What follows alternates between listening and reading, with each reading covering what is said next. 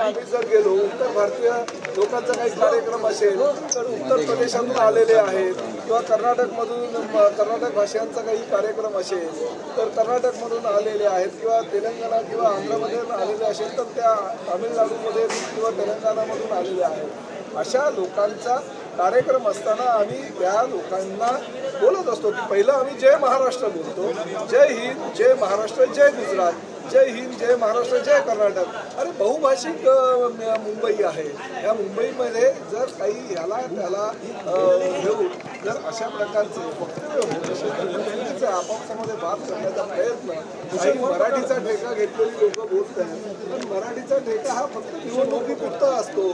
निवडणूक संपली की मराठी पण विसरतात, निवडणूक संपली की हिंदुत्व पण विसरतात, मग मात्र हिरवी शाल पांघरायला पुढे जातात, मग मात्र मराठी लोकांना आकर्षित करण्यासाठी वडापावचं काही फेस्टिवल करतात, गुजराती लोकांना आकर्षित करता आओ मारा गुजराती भाई आओ म्हणून बॅनर लावतात वरळीसारख्या ठिकाणी। अशा प्रकारे त्यांनी केलं तर चालतं, तो मराठीचा द्वेष्टा नाही, पण त्यामध्ये जर इतर कोणी नेत्यांनी जर अशा प्रकारचं काही वक्तव्य केलं किंवा गुजरात राज्य आहे देशातलाच भाग आहे ना तो, जय पाकिस्तान बोलले का, जय अफगाणिस्तान बोलले का, जय तुर्किस्तान बोलले का, असं नाही ना, या देशातला एक भाग आहे आणि त्याचा नेतृत्व करत असताना एकनाथ शिंदे हे देशस्तरीय नेतृत्व करत आहेत। देशाचं नेतृत्व करत असताना जय हिंद, जय महाराष्ट्र, जय गुजरात, जय आंध्र, जय कर्नाटक असं जर बोललं तुमचं काय। एक गोष्ट बघायला पाहिजे, पहिलं काय म्हणाले मी भारतीय म्हणजे जय हिंद, मी महाराष्ट्रीयन आहे म्हणजे जय महाराष्ट्र, आणि नंतर मग इतर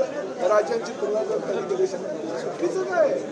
नाना पटोले म्हणतात की बहुधा शिंदेंना गुजरातमध्ये जायचं असं नाना पटोले म्हणतात। नाना पटोलेंना आता महाराष्ट्रामध्ये त्यांच्याच मतदारसंघातल्या लोकांनी 180 मतांनी काहीतरी ठेवलेलं आहे।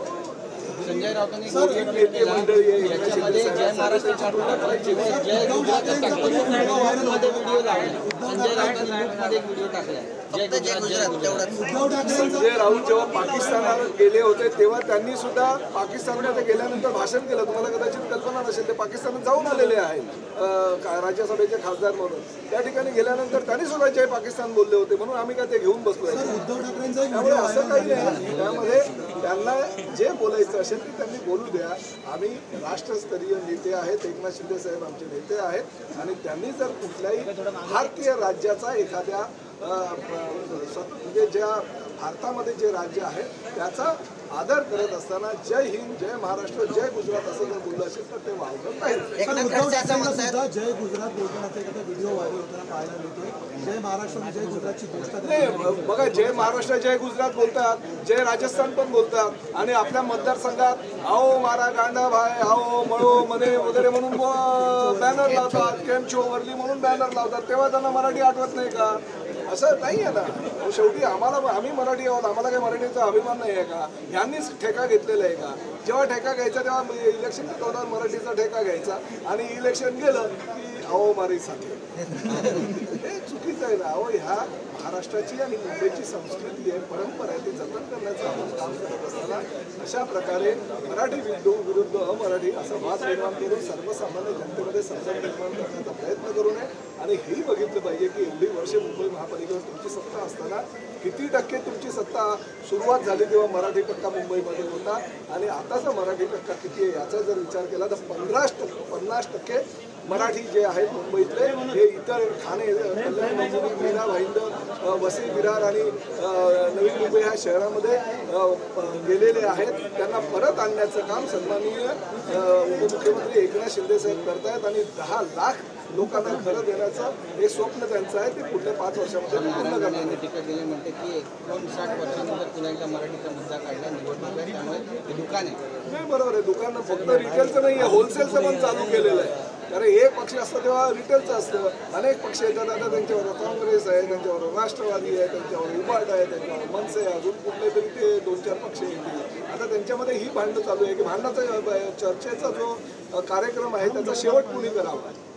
मनसेची लोक म्हणतात राज ठाकरेंनी करावं, उभाटाची लोक म्हणतात उद्धव ठाकरेंनी करावं. आधी ते तर त्यांनी निश्चित करावं की कोणी आधी बोलायचं कोणी नंतर बोलायचं. खरं तर काँग्रेस हा राष्ट्रीय पक्ष आहे. देशामध्ये सगळ्यात जास्त खासदार हे काँग्रेसचे आहेत. देशात सगळ्यात जास्त आमदार हे काँग्रेसचे आहेत भारतीय जनता पक्षानंतर. तर खरं तर भारतीय जनता पक्षाच्या बरोबरीनं काँग्रेसची तुलना केली जात असताना काँग्रेसनं शेवट करायला पाहिजे खरं तर त्या उद्याच्या कार्यक्रमाचा. पण त्यांना आधीच बोलून देणार कारण ते महापालिकेच्या निवडणुकीमध्ये त्यांच्यावर आघाडी होईल या भावनेतून विचार तिकडे जाऊन बसतायत. सर एकनाथ खडसे असं म्हणतात की लांबून चालन आहे गुजरात बघा चेहरा कुणाचाही नाही. चेहरा हा त्यांनी जाणीवपूर्वक निवडणुकीच्या तोंडावर मराठी माणसाचा घेतलेला ते योग्य नाही. मराठी माणसाचा वापर अशा पद्धतीनं करून गेल्या अनेक वर्षापासून हे राजकारण करतात, स्वतःच्या तुकड्या भरून घेत आहेत आणि इलेक्शन झालं की मराठी माणसांना देशोधाडीला लावण्याचं काम करतात. खेकड्याची जी प्रवृत्ती असते आपण म्हणतो की खेकड्याची प्रवृत्ती ही मराठी माणसामध्ये असते, तशा प्रकारची प्रवृत्ती ही खेकड्याची निर्माण झालेली आहे आणि त्या माध्यमातून आज अशा प्रकारचं एकमेकांचे पाय ओढण्याचे प्रयत्न हेच मराठी लोक करतात. आता हा बघा ना, हा व्हिडिओ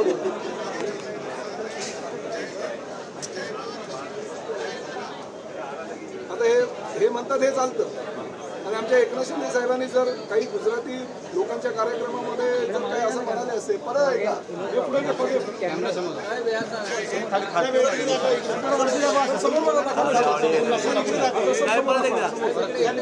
बरोबर आहे. असे व्हिडिओ तुम्हाला परत परत लागतात.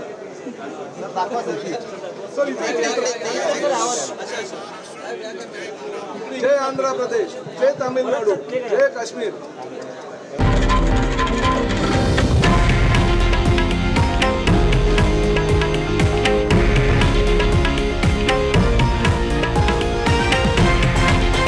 हे आहे देशातील नंबर 1 न्यूज नेटवर्क आणि आपण पाहत आहात TV9 मराठी, एकमेव.